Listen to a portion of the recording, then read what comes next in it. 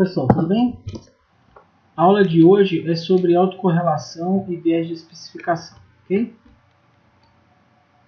Então, continuando, né, a gente está vendo a quebra de pressupostos do modelo clássico de regressão linear. Então, a gente já viu a questão que os erros precisam ser a distribuição normal, eles não podem ser... a variância deles tem que ser constante, né? Ou seja, eles têm que ser homocedástico. A gente já viu que as variáveis explicativas do nosso modelo elas não podem ser perfeitamente colineares, né?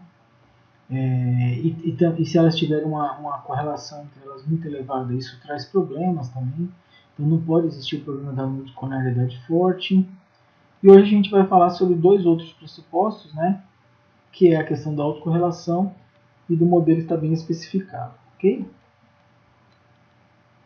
Então lembrando que a gente tinha falado de heterocidasticidade, que era um problema que mais aparecia nos dados do tipo seção cruzada, né? E a autocorrelação é mais característica das séries temporais, certo? Então pode existir autocorrelação no cross-section, mas ele é muito mais presente em séries temporais, tá? Então aqui o que ele está querendo dizer com autocorrelação, né? A correlação de você com você mesmo, é uma dependência entre termos de erro, tá? Que a gente reescreve essa dependência, essa correlação, como o valor esperado de UI, UJ, ser diferente de zero. Tá? Se a correlação, se o valor esperado de UI, UJ, que é a correlação, for igual a zero, significa que eles não são correlacionados. Se o valor esperado de UI e UJ for diferente de zero, aí eles serão correlacionados, né? Óbvio que considerando que I seja diferente de J, tá certo? Muito bem, aí tem diversos fatores que podem causar essa questão da correlação serial. A ausência da estacionalidade é algo que a gente vai trabalhar em econometria 2, econometria de séries temporais, mas as séries precisam ser estacionárias para a gente poder trabalhar com elas, elas têm que ter pelo menos uma média constante e uma variância constante, né? E aí, se isso não acontecer, a gente tem um problema de ausência de estacionalidade das séries. A questão da inércia, é óbvio que quando a gente faz uma política, que a gente implementa, as coisas não se ajustam automaticamente, né? Então vai levando um tempo e depois aquilo vai ainda tendo efeitos, né? A questão ainda vai tendo efeitos. Daí é a ideia da inércia, né? Ainda pode acontecer autocorrelação se você tiver no seu modelo um problema de viés de especificação, que é o tema na sequência, né? Mas basicamente é quando você não coloca uma variável que é importante, quando você seu modelo era para ter uma especificação e você uma forma funcional, você escreve ele de uma outra maneira, né? Então esse tipo de coisa, tudo são problemas que podem levar à questão da autocorrelação, tá? Com relação às propriedades dos estimadores, né, a autocorrelação é a mesma situação da heterocidasticidade. Os estimadores vão sendo enviesados, consistentes, mas eles não são eficientes. Então, todos os testes T e F não são mais válidos, consequentemente, todas as previsões e todas as análises que são feitas, a gente vai considerar que elas estão incorretas, né? Então, não tem sentido, certo? Não tem interesse para a gente.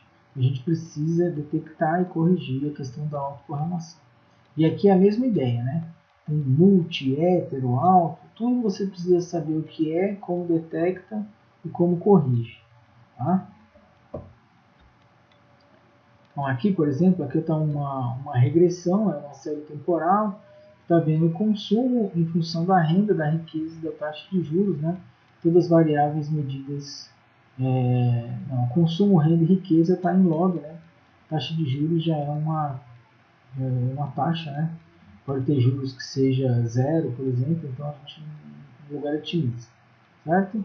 Então aqui tem um modelo, depois que você faz a estimação, por ser uma série temporal, a gente precisa fazer as análises se existe quebra de pressuposto no modelo clássico de regressão linear, certo?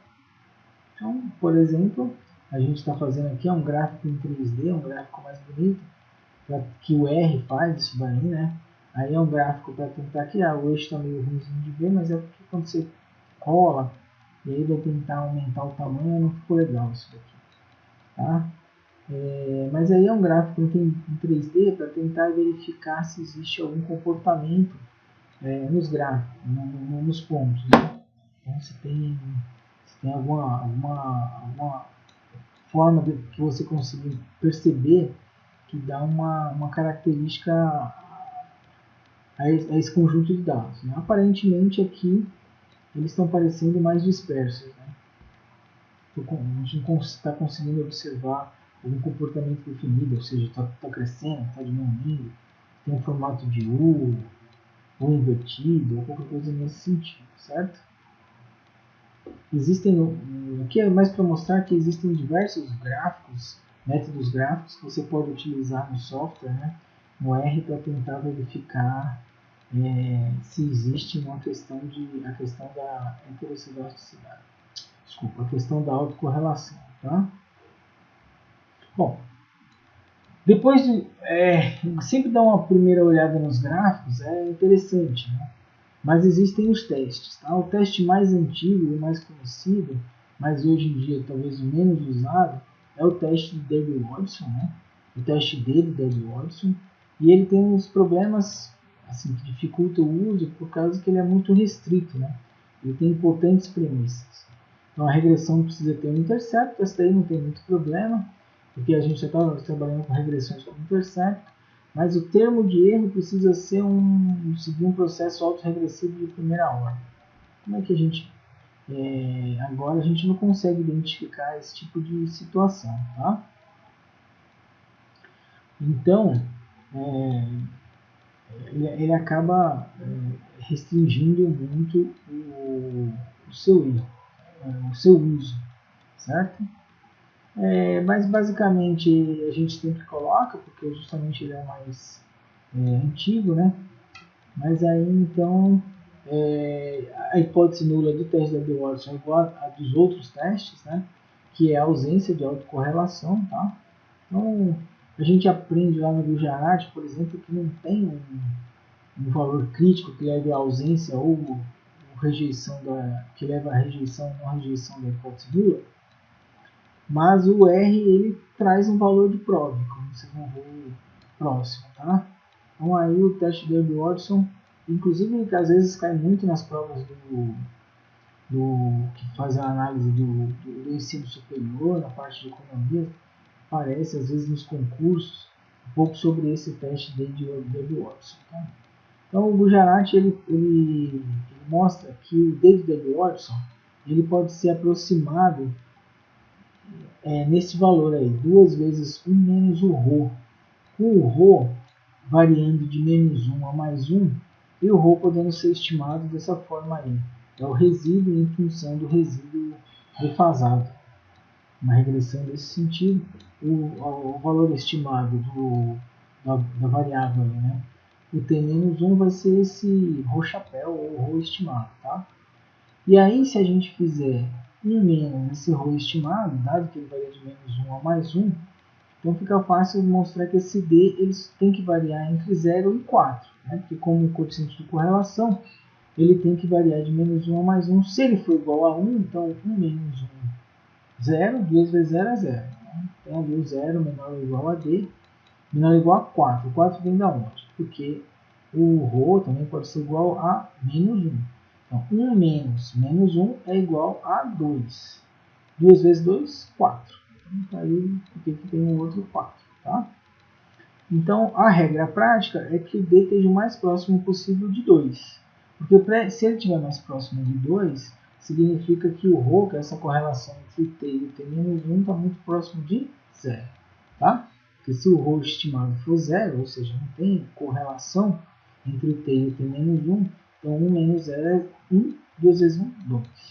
Certo? Então, quanto mais próximo de 0, maior a evidência de autocorrelação positiva. Quanto mais próximo de 4, maior a evidência de autocorrelação negativa. E quanto mais próximo de 2, maior a evidência de ausência de autocorrelação. Aqui o comando é o DW-test, né? Então você faz aquela regressão e aí a gente pega, cria um objeto chamado regressão 1 para guardar os resultados e aí depois pede para fazer o DW-test, teste de Debye-Watson. Tá? Então tem aí o resultado, né? E ele traz aí um valor de probabilidade aí de 0,002, ou seja, a gente vai rejeitar a hipótese nula, certo? De ausência de autocorrelação.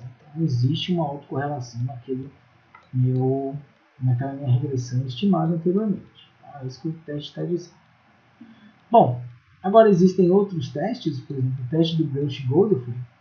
Ele é um teste que vai permitir que a gente tenha regressandos defasados, ou seja, meu y ele pode entrar de forma defasada nesse modelo.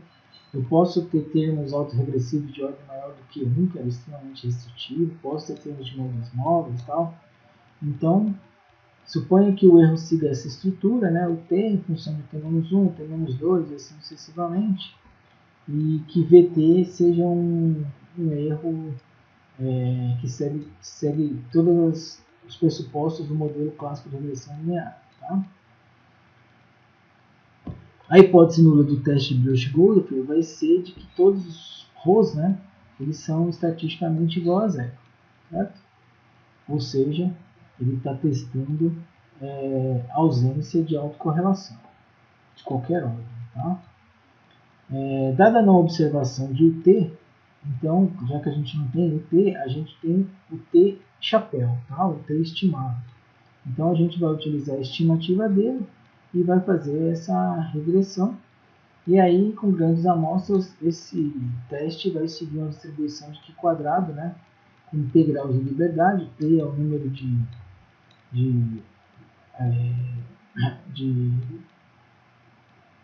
é o número de correlações que a gente vai testar, né?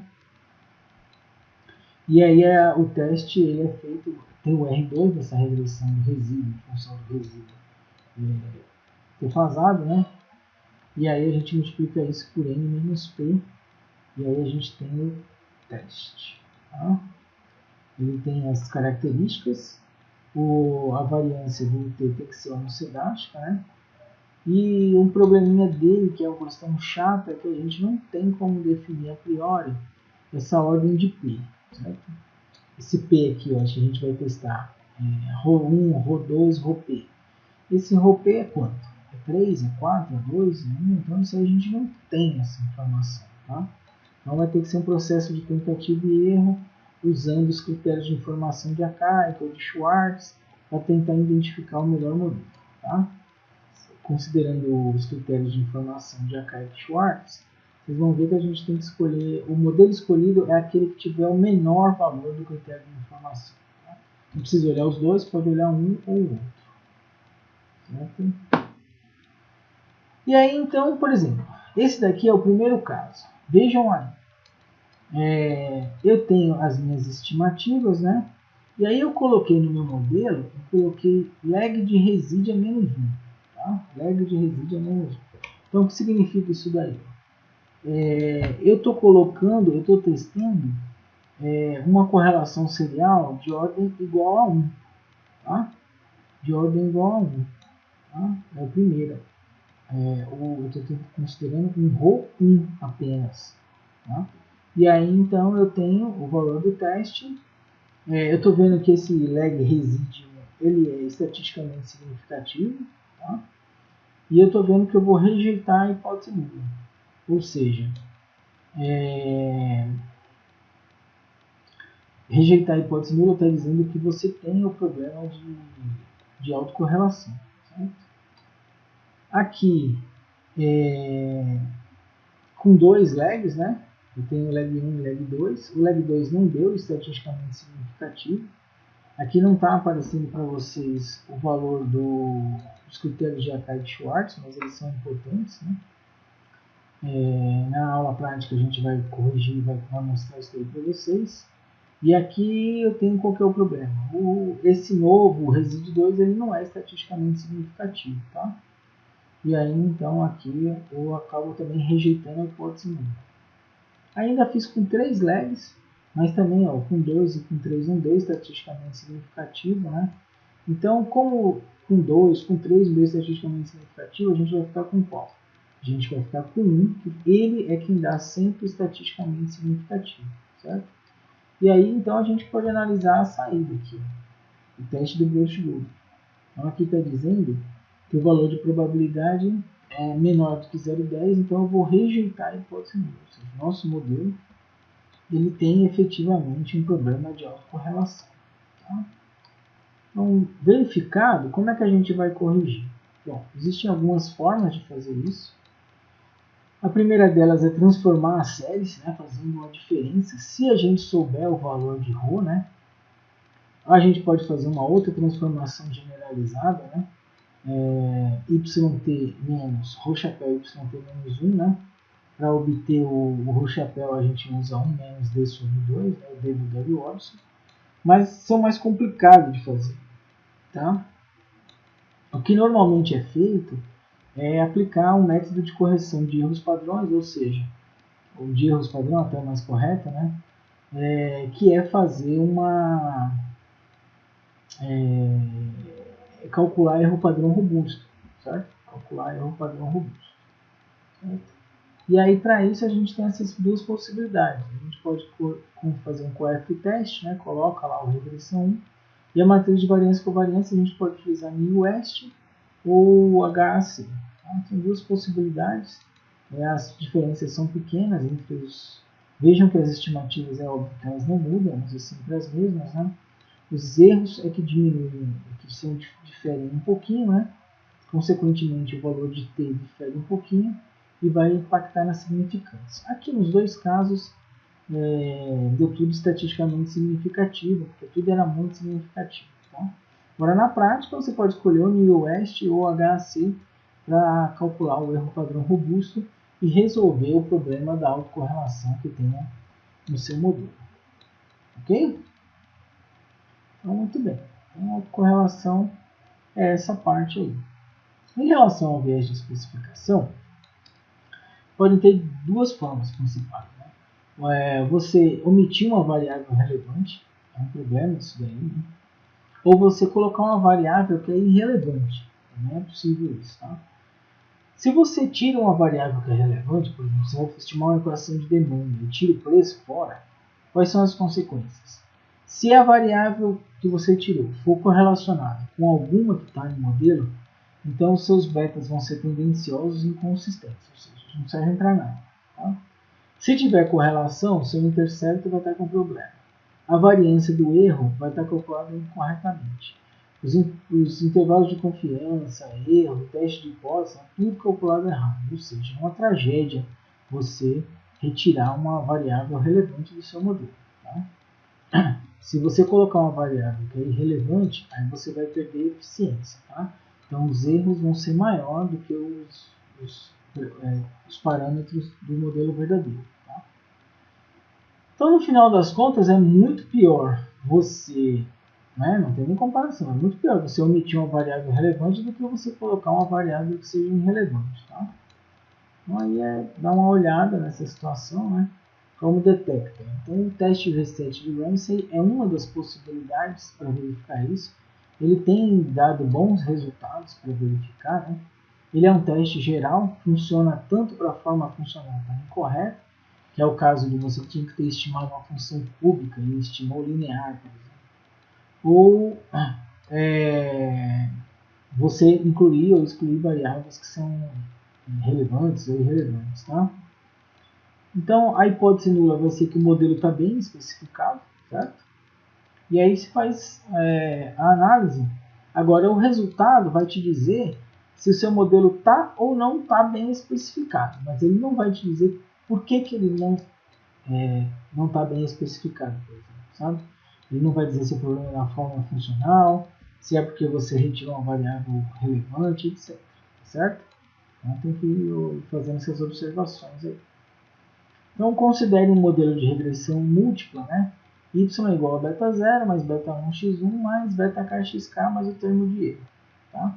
Se a hipótese do modelo clássico de regressão linear múltipla de que o valor esperado dos erros, condicional, né? O valor condicional dos erros, condicional aos valores de x, for igual a zero, ou seja, os erros têm média zero, se isso for violado, isso vai indicar que a relação funcional entre as variáveis explicativas do meu modelo, explicadas e explicativas, está mal especificada.